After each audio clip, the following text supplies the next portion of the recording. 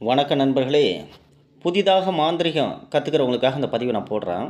இந்த பதிவில் நம்ம பார்க்க இருப்பது எதிரியை அடக்கும் தம்பனம். இதை பற்றி தான் பார்க்க போகிறோம்.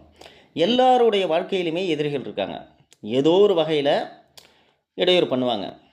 ஆனால் ஒரு குறிப்பிட்ட எதிரிகள் மட்டும் நீங்கள் வாழவே கூடாது அப்படிங்கிற ஒரு நோக்கத்தில் பில்லி சூன்ய மந்திர ஏவல்கள் செய்கிறது, நீங்கள் எந்த காரியத்தில் இறங்கினாலும் அதுக்கு தடை பண்ணுறது, உங்களுக்கு எல்லா வகையிலையும் துன்பத்தை கொடுக்கறது, குடும்பத்தில் பிரச்சனைகளை உண்டு பண்ணுறது, இப்படிப்பட்ட வேலைகள்லாம் நேரடியாக பண்ணுவாங்க. அல்லது மாந்திரிகர்கிட்ட போய் மந்திரம் பில்லி சூனி ஏவல்கள் பண்ணி இதை பண்ணுவாங்க. உங்களுடைய நேர காலத்தை பார்த்து அதுக்கு தகுந்த மாதிரி உங்களை முடக்கிறதுக்கான எல்லா வழியும், உங்களை அழிக்கிறதுக்கான எல்லா வழியும் பண்ணுவாங்க. அப்போ இவங்ககிட்டேருந்து நீங்கள் எப்படி விடுபடுறது? இவங்களுக்கு எதிராக நீங்கள் எதுவுமே செய்ய தேவையில்லை. ஆனால் அந்த எதிரியை நீங்கள் தம்பனம் பண்ணிடணும். தம்பனம் பண்ணிட்டால் அவர்கள் முழுவதுமாக தம்பித்து விடுவார்கள். உங்களுக்கு நடந்த எல்லா விஷயமே அவங்களுக்கு நடக்க ஆரம்பிக்கும். எந்த காரியத்திலையும் அவங்க விருத்தி அடைய முடியாது, வெற்றி அடைய முடியாது, சரியாக சிந்திக்க முடியாது, எல்லாத்துலேயும் தோல்வியை காணுவாங்க, ஒட்டுமொத்தமாக அழிந்து விடுவார்கள் அப்படின்னு தான் சொல்லணும். அப்போ அப்படிப்பட்ட தம்பனத்தை நாம் எப்படி பண்ணுறது, அதான் நம்ம பார்க்க போகிறோம். இன்னொரு விஷயம் என்னென்னா, இந்த தம்பனம் செய்கிறதுக்குன்னு சில கிழமைகள் இருக்குது. புதன்கிழமை தான் தம்பனம் பண்ணுவாங்க. ஆனால் இந்த பூஜை முறை வந்துட்டு காலபைரவரை வச்சு பண்ணுறதுனால நம்ம சனிக்கிழமை தான் பண்ணணும். சனிக்கிழமை சனி ஓரையில் பண்ணுறது சிறப்பு. சனிக்கிழமையாக இருக்கணும், சனி ஓரையில் பண்ணணும். அப்படி இல்லை அஷ்டமி, தேய்பிரை அஷ்டமியில் போயிட்டு பைரவர் கோயிலில், அதாவது பூசணிக்காயை வெட்டி அதை நடுவில் குடஞ்சி எடுத்துட்டு 8 பொட்டை வச்சு நெய் தீபம் ஏற்றிட்டு அவங்க பேரை சொல்லி, சத்துரு பேரை சொல்லி வேண்டிக்கிட்டு நெய் தீபம் ஏற்றிட்டு வந்துட்டு இந்த பூஜை முறையை நீங்கள் செஞ்சு தம்பனம் பண்ணிங்கனாக்கா உடனே பலிக்கும், அவர்கள் நிர்மூலமாகி விடுவார்கள். அப்படிப்பட்ட தம்பனத்தை இப்போ நம்ம எப்படி செய்கிறதுன்னு பார்ப்போம். ஏன்னா நீங்கள் அஷ்டமி வரைக்கும் காத்துக்கிட்டு இருக்கணுங்கிற அவசியம் கிடையாது. அதாவது தம்பனத்திற்கான திசை மேற்கு திசை. சனிக்கிழமையை சனி ஓரையை நம்ம தேர்ந்தெடுத்துப்போம், சரிங்களா? அதுக்கான ஆசனம் பலாப்பலகை ஆசனம். அதாவது இந்த தம்பனம் செய்கிறதுக்குரிய பொருட்கள்லாம் என்னென்னா, கருப்பு நிற வேஷ்டி, கருப்பு நிற துண்டு, கருப்பு நிற விரிப்பு. வேஷ்டி கட்டிக்கிறதுக்கு, துண்டு தலையை சுற்றி மறைச்சி கட்டணும். ஏன்னா இந்த தம்பனம் பண்ணும்போது உங்களுக்கு பாதிப்புகள் எதுவும் வரக்கூடாது, அதுக்காக தலையை மறைச்சி கட்டிடணும். அதே மாதிரி இந்த பலாப்பலகை ஆசனத்தில் நீங்கள் அமர்ந்திருந்தாலும் அது மேலே ஒரு கருப்பு விரிப்பை விரிக்கணும். அதுக்காக ஒரு துண்டை நீங்கள் வாங்கிக்கிங்க. அடுத்தது இந்த கலசத்தை மூடி கட்டணும். அதுக்கு ஒரு கருப்பு கலர் காடா துணியும் கருப்பு நூல்கண்டு வாங்கிக்கிங்க. இந்த எலுமிச்சம்பழத்தை கருப்பு நிற துணியில் சுற்றி கட்டணும். அதுக்கான நூல், கருப்பு நூல், கருப்பு துணி வாங்கிக்கிங்க. இதுதான் நீங்கள் வாங்க வேண்டிய பொருள். அடுத்ததாக இதை செப்பு தகடு ஒன்று வாங்கிக்கிங்க. அடுத்ததாக என்ன பண்ணுறோம், பூஜைக்குரிய பொருள் எல்லாத்தையும் வாங்கிக்கிங்க. வெற்றிலை பாக்கு, அவுள், பொரிகடலை, வாழைப்பழம், தேங்காய், தூப தீபம், இது எல்லாத்தையும் நீங்கள் வாங்கிக்கிங்க. வாங்கிட்டு நீங்கள் என்ன பண்ணுறீங்கன்னா, தம்பனத்துக்குரிய திசை மேற்கு திசை. அதாவது சனிக்கிழமை சனி ஓரையில் பலாப்பலகை வச்சிங்க. பலாப்பலகையில் கருப்பு துணியை விரிச்சிங்க. கருப்பு கலர் வேட்டியை நீங்கள் கட்டிங்க. கருப்பு கலர் துண்டை தலையில் முழுசாக மறைச்சி கட்டிங்க. கட்டிக்கிட்டிங்களா? இப்போ அந்த ஆசனத்தில் உட்காருங்க. உட்காந்துட்டு என்ன பண்ணுறீங்கன்னா, செப்பு தகடை எடுத்து அதை சுற்றி செய்யுங்க. விபூதியால் சுற்றி பண்ணிவிட்டு அதுக்கு சாப நிவர்த்தி பண்ணுங்கள். சாப நிவர்த்தி பண்ணிவிட்டு என்ன பண்ணுறீங்கன்னா, இந்த தம்பன சக்கரத்தை அதில் எழுதுங்க. எழுதிட்டு பிராண பிரதிஷ்டை பண்ணுங்கள். அதாவது மந்திர யந்திர பிராண பிரதிஷ்டை அதை பண்ணணும்.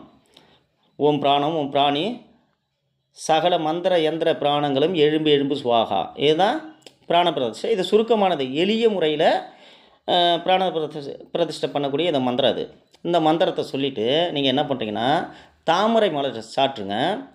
ஆதாள எண்ணெய் அதில் விளக்கு ஏற்றி பக்கத்தில் வச்சிங்க.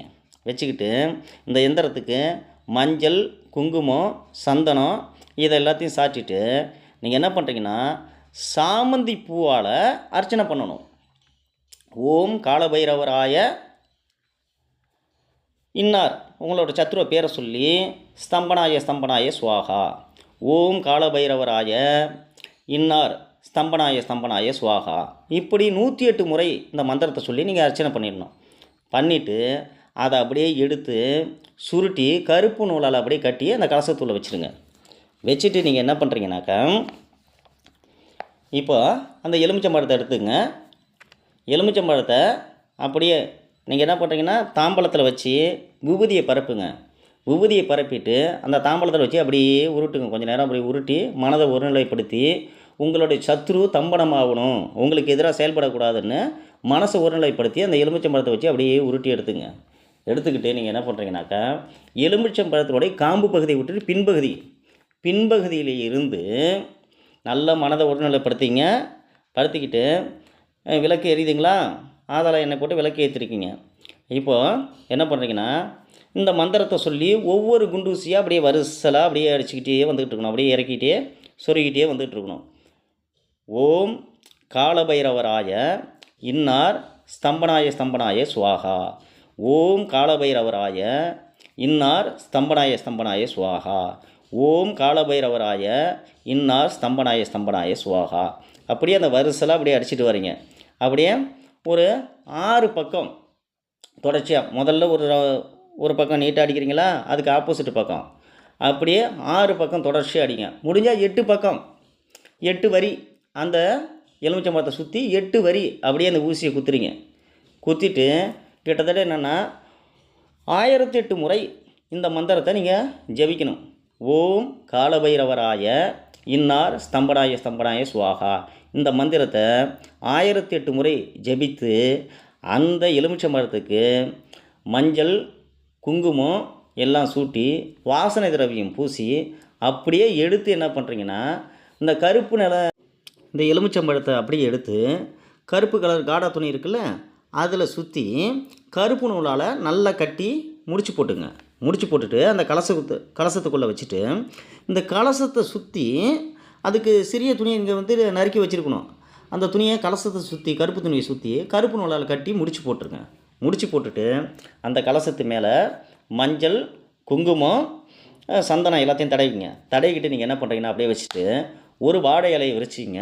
அந்த வாழை இலையில் மஞ்சளில் விநாயகரை பிடிச்சி வச்சிங்க. அது மேலே அருகம்புல்லை சொருகிங்க, பொட்டுப்பூ சூட்டிங்க. வச்சுட்டு இந்த இந்த பூஜை பொருள்லாம் வாங்கிட்டு வந்தீங்களே, வெத்தலை பாக்கு அவுள் பொரிகடலை தேங்காய் பழம் இதெல்லாத்தையும் வச்சுருங்க. வச்சுட்டு இந்த கலசத்தை அதுக்கு பக்கத்தில் வைங்க. வச்சுட்டு நீங்கள் என்ன பண்ணுறீங்கன்னா, கிரமமாக தூப தீபம் காட்டி படைச்சிடுங்க. படைச்சிட்டு இப்போ என்ன பண்ணுறீங்கன்னா, அந்த சாமந்தி பூ சொன்னேன்னா அந்த சாமந்தி பூவை எடுத்துங்க. எடுத்து இந்த கலசத்துக்கு அர்ச்சனை பண்ணுங்கள். ஓம் காலபைரவராய இன்னார் ஸ்தம்பனாய ஸ்வாகா. ஓம் காலபைரவராய இன்னார் ஸ்தம்பனாய ஸ்வாகா அப்படின்னு சொல்லி ஒரு 108 முறை அந்த கலசத்துக்கு அர்ச்சனை பண்ணி அப்படியே எடுத்து வச்சுடுங்க. வச்சுட்டு திரும்ப சனி ஓரை எப்போ வருதுன்னு பாருங்கள். அந்த சனி ஓரை ஆரம்பிக்கிற நேரத்தில் அதை புதைக்கிறதுக்கான இடம்லாம் நீங்கள் தேர்ந்தெடுத்து வச்சுக்கணும். வெட்ட வெளியாக இருந்தால் சிறப்பு, முச்சந்தியாக இருந்தால் இன்னும் சிறப்பு, அல்ல இடுகாடு பக்கமாக இருந்தால் இன்னும் சிறப்பு.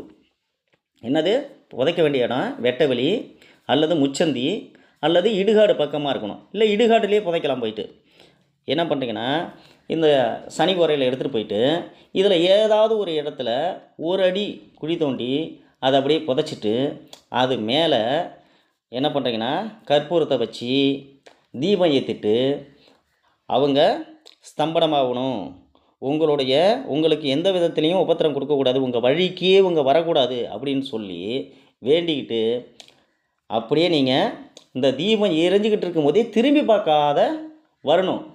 ஒரு குறிப்பிட்ட தூரம் வந்ததுக்கப்புறம் எங்கே 6 குளங்கள் இருக்கோ அங்கே இந்த தலையில் கட்டியிருக்கிற அந்த துணி, இடுப்பில் கட்டியிருக்க துணி, இதை எல்லாத்தையுமே அவுத்து அப்படியே வீசிட்டு வந்துடுங்க. வீசிட்டு வீட்டுக்கு போகிறதுக்கு முன்னாடி ஏதாவது ஒரு நல்ல இடத்துல குளிச்சுடுங்க. குளிச்சுட்டு நீங்கள் பழைய துணி வச்சுருந்தீங்க பார்த்தீங்களா, நீங்கள் போட்டிருந்த துணியை, அந்த துணியை எடுத்து கட்டிக்கிட்டு வீட்டுக்கு போயிடுங்க. இந்த தம்பனம் பண்ணின அடுத்த நாளில் இருந்து நீங்கள் என்னென்ன உபத்திரங்கள்லாம் பட்டீங்களோ, உங்களுக்கு என்னென்ன விஷயங்கள்லாம் தவறுதலாக நடந்துச்சோ இது எல்லாமே உங்களுடைய சத்துருக்கு நடக்கும். ஒட்டுமொத்தமாக அவன் முழுவதுமாக ஸ்தம்பித்து விடுவான். என்ன செய்கிறதுனே புரியாது. இருக்கிற இடத்த கொண்டு காலி பண்ணிட்டு ஓடிடுவான். இருக்கிற இடமே தடம் தெரியாத அழிந்து விடுவார்கள். இப்படிப்பட்ட ஒரு அற்புதமான வித்தை தான் இது, இந்த தம்பன வித்தை. இது கால பைரவரை வச்சு செய்யக்கூடிய வித்தை இது. அதிகப்படியான அதாவது நல்லவங்களுக்கும் உங்களுக்கு படாதவங்களுக்கும் பிடிக்காதவங்களுக்கும் இதை செய்யாதீங்க. உங்களை ஒழிக்கணும், நீங்கள் இருக்கக்கூடாது, நீங்கள் அழியணும், உங்கள் குலம் நாசமாகணும்னு நினைக்கிறவங்களுக்கு இதை பண்ணுங்கள். அதுவும் வந்துட்டு அவங்களுக்கு வேறு எதுவும் நீங்கள் திருப்பி செய்ய தேவையில்ல. அவங்கள இதை தம்பனம் பண்ணால் போதும். ஏன்னா அவங்க செய்ததற்கான பலனை அவங்க அனுபவிக்க போகிறாங்க. தேவையில்லாத உங்களுக்கு உபத்திரங்கள் கொடுக்கும்போது அதை திரும்ப அனுபவிக்க போகிறாங்க, அவ்வளோதானே ஒழிய அவங்களுக்கு நீங்கள் வேறு எதுவும் செய்யணும்னு அவசியம் கிடையாது. இது ஒரு சிறப்பான முறை, இது சிறப்பாக வேலை செய்யும். இதை செஞ்சிங்கன்னா உங்கள் வாழ்க்கையில் மிகப்பெரிய வெற்றிகளை நீங்கள் செய்யலாம், மிகப்பெரிய வெற்றிகளை நீங்கள் அடையலாம். ஏன்னா உங்களுக்கு துன்பம் கொடுத்தவங்க, இடையூறாக இருந்தவங்க தான் இப்போ அடையாளம் தெரியாத போயிட்டாங்களே. இதுக்கப்புறம் உங்களுக்கு என்ன? உங்களோட வழிகள் சிறப்பாக இருக்கும், செய்து பயன்பெறுங்கள். உங்களை நாடி வருகின்ற இது மாதிரி பாதிக்கப்பட்டவர்களுக்கு இந்த முறையை செய்யுங்கள். உடனே பலிதமாகும், சிறப்பாக வேலை செய்யும், உங்களுக்கு நல்ல பேர் கிடைக்கும். செய்து பயன்பெறுங்கள். நன்றி, வணக்கம்.